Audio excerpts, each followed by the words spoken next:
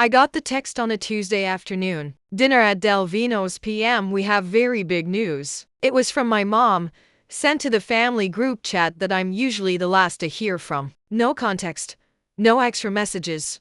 Just that. But what caught me wasn't the place or the time. It was the tone. That word, big, felt intentional. Like they wanted me to be curious. Like they wanted me there. And I went. Because no matter how distant things have felt lately, they're still my family, right? I remember pulling into the parking lot that night. The sun was just starting to dip, casting these long shadows across the pavement. I took a breath before stepping out of the car, adjusting the collar of my nurse's uniform. I hadn't had time to change. My shift had ended late, and I'd rushed over without even grabbing dinner. But part of me was excited. Maybe things were finally changing. Maybe this time I'd be part of something. As I walked into the restaurant, I could already hear the laughter. I turned the corner into the private dining room and froze. There they all were. My mom, Marlene, sipping wine and smiling like she was posing for a magazine cover. My dad, Gerald, arms crossed,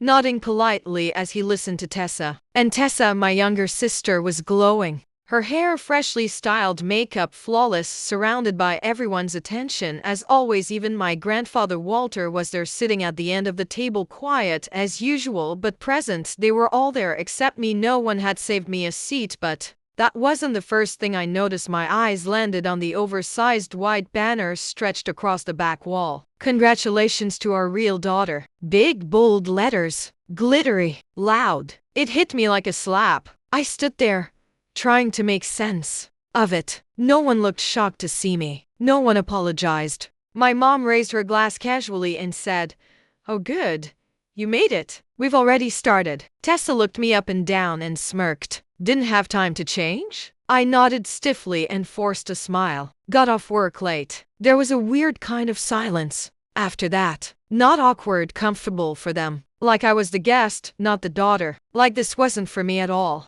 A waiter came by and slid a spare chair to the edge of the table for me. No one moved to make room. I sat there quietly, trying to shrink myself small enough to disappear. That's when my mother lifted her glass again. To Tessa, she said with a proud, dramatic smile, "Our real daughter. We finally have something to celebrate." Everyone clinked their glasses except me. I stared down at the tablecloth, unsure if I'd misheard. "Real daughter?" Tessa laughed. Okay. I'll explain," she said like she was telling a joke. She leaned in with a gleam in her eye. "I did one of those DNA kits. It turns out I'm not adopted. I'm actually your biological child. Mom and Dad thought they had me through surrogacy, but I'm theirs. Fully, completely theirs." People cheered like it was a gender reveal party. Gerald wiped away an emotional tear. My mom placed her hand over her heart. I blinked, trying to keep my voice steady. "Wait.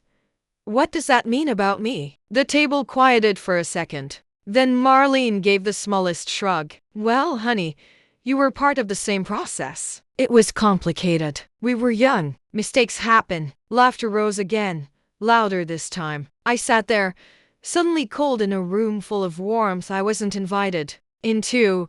And just when I thought I couldn't feel smaller, the waiter came back. He walked over to me, not anyone else, and handed me a small sealed envelope. "The owner asked me to give this to you," he said. Everyone at the table turned to look. I looked down at the envelope. My name was handwritten across the front, just my name. And in that moment, everything shifted. I wasn't born into this family, at least not in the way most people are, but growing up, no one ever said anything different. My parents, Marlene and Gerald, had always been distant, but they called me their daughter. They gave me their last name. I called them Mom and Dad. They fed me, clothed me, sent me to school. From the outside, we looked like any other middle-class American family. But inside our house, it always felt like something was missing. Something I could never name out loud. Tessa, my younger sister, was everything they ever wanted. From the moment she could walk, she was the center of every conversation, every holiday, every picture frame on the wall. She was their golden girl. Blonde curls, pageant smile, straight A's with half the effort. And me? I was the one who remembered. to take out the trash. The one who sat in the back seat during vacations so Tessa could have the window. The one who always made her own birthday cake because mom ran out of time. I don't remember the last time either of them told me they were proud of me. Not when I got into nursing school. Not when I stayed up 36 hours during the COVID crisis. Not even when I paid off my student loans by working double shifts every weekend. But I didn't complain. I thought maybe that was just how families worked. Maybe love didn't always look like hugs or applause. Maybe being the responsible one meant you didn't get a spotlight. And despite all the little cracks, I stayed close. I called on birthdays. I offered rides to the airport. I showed up to Christmas with gifts even when no one thought to get me one. I never missed a dinner invite because deep down, I kept hoping this time would be different. That's why, when the group text came in about the dinner at Del Vino's, I told myself, maybe they're finally going to see me. Maybe the big news was about something we could all share. Maybe, just maybe, I'd finally be part of the celebration, not just a spectator. I was tired that day, physically and emotionally. 12 hours on the hospital floor, 2 codes called, 1 patient I couldn't save. But I didn't cancel. I didn't want to be the one who bailed. I'd gotten used to being the one who showed up, even when it hurt. I remember putting on a bit of lipstick in my car mirror, trying to pull myself together. I told myself, don't overthink it. Go in, smile. Maybe this time will be different. But nothing could have prepared me for that moment, that banner, that sentence. Congrats to our REAL daughter. It wasn't just a party. It was a statement. A line drawn in glitter between who belonged and who didn't. And the way they looked at me when I asked, what does that mean about me? I was the one making things uncomfortable, like I was overreacting to something they thought was a harmless joke. It told me everything I needed to know. Still, I didn't leave. Not right away. I stayed in that chair with my hands in my lap and my heart beating out of rhythm. I waited for someone, anyone, to notice the pain on my face, to ask if I was okay. No one did. And then the envelope came. The waiter placed it down gently, respectfully, like it was something sacred. The outside was simple, just my name in black ink. Alina. I hadn't seen my name written like that in years. Not in handwriting. Not like it mattered. And that's when I knew. This wasn't part of their plan. This wasn't something they arranged. This was something different. Someone had known I'd need this moment. That I'd need the truth. And somehow, they'd made sure it found me. My hands were shaking as I picked it up.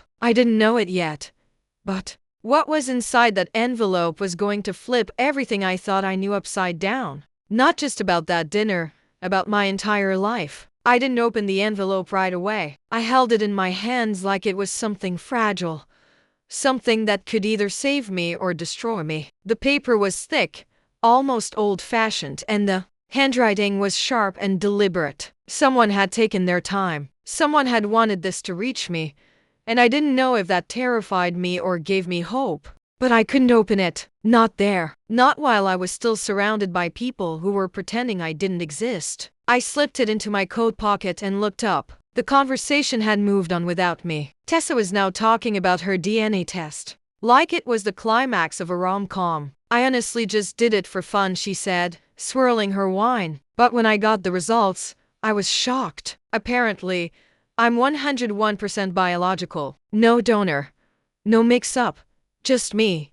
The real deal. Everyone laughed again. Even Grandpa Walter gave a polite nod, though I noticed he wasn't laughing with his eyes. I finally found my voice and asked quietly, so, what does that mean about me? For a second, no one said anything. My dad looked toward the wall like he was trying to remember a dentist appointment. My mom shifted in her seat and gave this small, rehearsed smile. Well, she said, we used 2 embryos. Back then, the clinic didn't tell you much. We didn't ask too many questions. Tessa interrupted. Basically, it was a mix-up. I'm theirs. Alina, you might be someone else's. She said it with a laugh, like she was saying I'd ordered the wrong Starbucks drink. Everyone chuckled along, except me. I wanted to leave. I wanted to scream. But I sat there, completely still, like my body had detached from the room. My mom reached across the table to pour herself more water. It doesn't really change anything, though,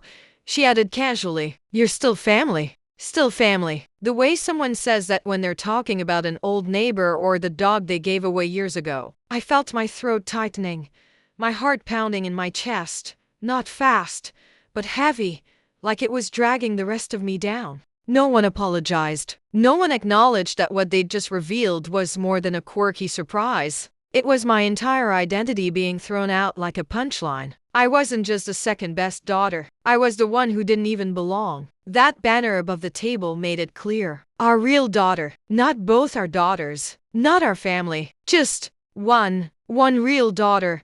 And I wasn't her. Tessa was glowing, eating up every second of it. She pulled out her phone and started showing pictures of the DNA results like it was proof of her destiny. My parents leaned in, fascinated, amazed, hanging onto her every word. I sat there invisible, shrinking with every sip of my untouched water. At one point, Tessa leaned toward me and said, "Honestly, this kind of explains a lot. You've always been different." She didn't mean it kindly. Before I could respond, my phone buzzed. It was a reminder from work. Overnight shift next week confirmed. Be there at 6:45 p.m. Even my job treated me with more respect than my own family. I swallowed the rising heat in my throat and stood up.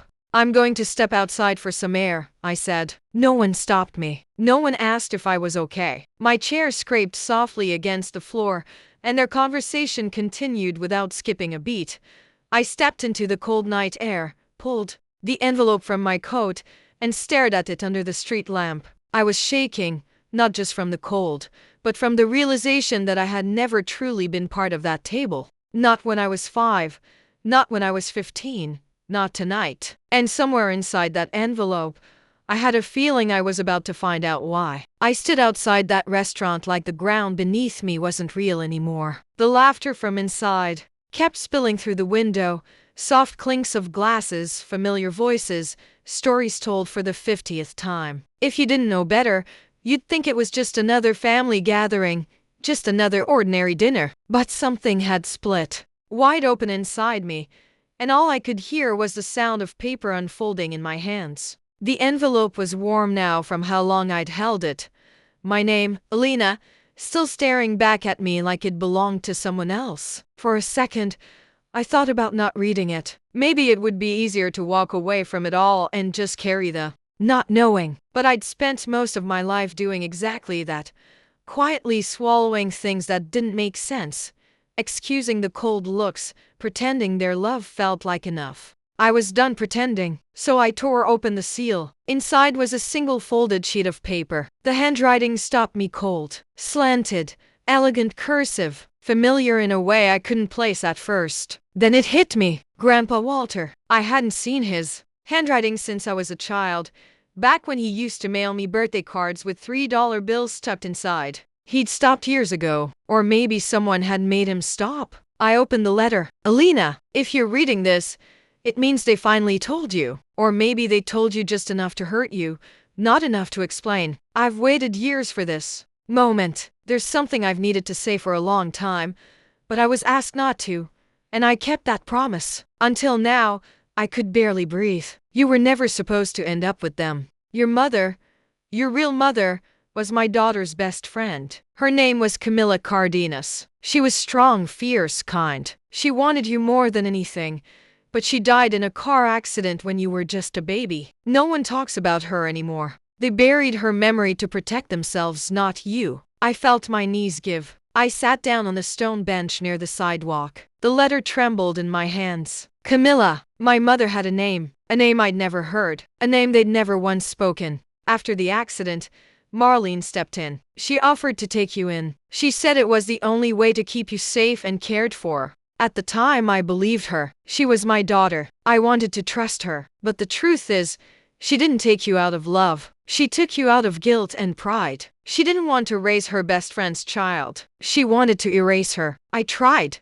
Alina, I tried to keep you close. But Marlene didn't want me involved. She said I confused things. She said it was better for you if you just moved on. I remembered how my grandfather used to pull me aside at family gatherings and whisper things like, "You're stronger than they know," or "You see things clearly, just like your mother." I thought he meant Marlene. Now I knew he hadn't. I kept Camilla's Things, letters, journals, photos. I have one of her holding you in the hospital, smiling so wide you'd think she was the luckiest woman alive. She was. You were her miracle. You still are. Come see me tonight. I'm still here. I'll tell you everything. Love. Grandpa Walter. The letter slipped from my fingers, landing softly in my lap like it had delivered its final weight. My chest felt like it was caving in and expanding all at once. Every part of me that had been waiting to be chosen, to be included, to be seen, suddenly felt irrelevant. I didn't want to be seen by them anymore. I didn't need to be. I looked up at the restaurant window. My family, the people I thought were mine, were still talking, still celebrating, still living in the center of their own story where I had never truly belonged. They hadn't lost anything tonight, but I had found something. A thread of truth. A name. A mother. A grandfather who had never given up on me. A family I had never been told about. One that might have actually loved me the way I'd always longed for. I stood up. This time, I didn't hesitate. I walked straight to my car, hands steady now. I didn't say goodbye. I didn't know them that. They'd had 30 years to tell me the truth, and they chose silence. But someone else had chosen love, and he was waiting for me. The drive to Grandpa Walter's house felt longer than it was. It was only 15 minutes from the restaurant, but every red light stretched into an eternity. My fingers gripped the steering wheel tighter than I needed to. My thoughts raced faster than my heart. I was shaking, not from fear, but from the overwhelming pull of something I had never felt before. Truth. I didn't know what I'd find when I got there. I just knew I had to go. When I pulled into the driveway, his porch light was already on. He was sitting on the swing, exactly like he had when I was little. Back then,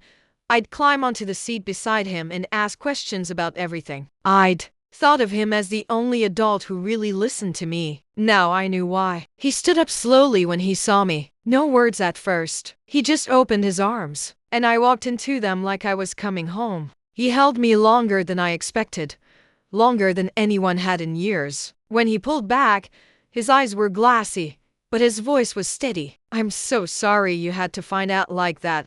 I nodded, too choked up to answer. He led me inside, and everything smelled like cedarwood and old memories. The living room hadn't changed in decades. The same crocheted blankets, the same vintage lamp with a leaning shade. But now it felt different, like it belonged to me somehow. On the coffee table sat a small wooden box. He opened it slowly, as if it were sacred. Inside were letters, stacked carefully, all in the same handwriting, some addressed to me, some never sent. Your mother wrote these during her pregnancy, he said, and a few after you were born. She used to say she could feel your heartbeat before you even kicked. She talked to you every day. She loved you so fiercely, Elena. He handed me a photograph. It was a hospital room. A young woman with deep brown eyes and long, dark hair was cradling a newborn. Her face was soft, glowing, joyful. That's Camilla, he said. The room blurred around me. I had never seen her before, but I knew her. I looked at her the way a child looks into a mirror for the first time and finally sees their own face clearly. I saw myself in her nose, her cheekbones, the way she cradled me, like I was everything. That picture did something no DNA test or family dinner ever could. It made me feel real. My voice trembled. Why didn't they tell me? Walter sat down beside me. They didn't want to love something that reminded them of what they took. Marlene always lived in Camilla's shadow. When Camilla died, she saw her chance to rewrite the story. And Gerald, he just followed whatever made life easier. But I knew I couldn't let Camilla's daughter vanish, so I stayed close,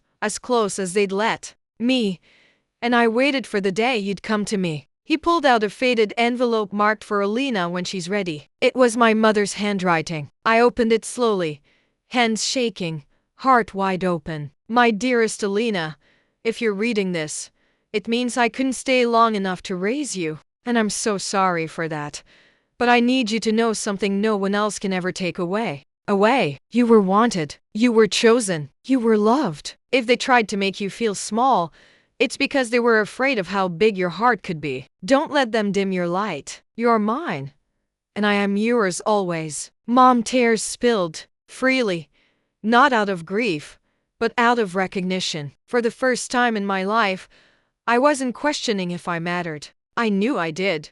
And I knew who I was. I wasn't the leftover daughter. I wasn't a burden. I wasn't the girl who had to earn her place at the table. I was Camila Cardenas' daughter, loved, fought for, chosen. I looked at Grandpa Walter and smiled. Through tears. I want to know everything. He smiled back. Then let's begin. I stayed at Grandpa Walter's that night. We talked until nearly 3 in the morning. He showed me more letters, more photos, pieces of a life I'd been living on the edge of without ever knowing it. I learned that my mother, Camilla, had been a music teacher. She used to sing to me every night while I was still in her belly. She called me Lena Bug in her journal entries. She'd planned to raise me on her own. She was scared but proud, brave. Every sentence I read felt like oxygen after years of breathing through a straw. By morning, I'd made my decision. I wasn't going back to that house. Not to Marlene's sideways smiles or Gerald's polite detachment. Not to Tessa's mocking tone. Not to the dining room table where love was served with conditions. I wasn't angry. Not anymore. I was done waiting for them to change. Done trying to fit into a space that was never built for me. Instead, I chose myself. A few days later, I filed a petition to legally change my name. Elena Cardenas. The first time I said it aloud at the courthouse, I felt something settle inside me, like a puzzle piece finally clicking into place. My real name, my mother's name, my truth. I moved into Walter's guest room temporarily. The walls are covered with photos of Camilla and her students, her violin hanging by the door. I've picked up a few of her songs, soft lullabies I play on, a keyboard I bought for the house. Music feels like a language we've been speaking across time. And in the middle of it all, I kept working. Nursing doesn't stop even when your world shatters and rebuilds itself. But I work differently now. I smile more. I listen closer. I've started mentoring new students. I carry a picture of Camila in my badge holder, not because I need others to see it,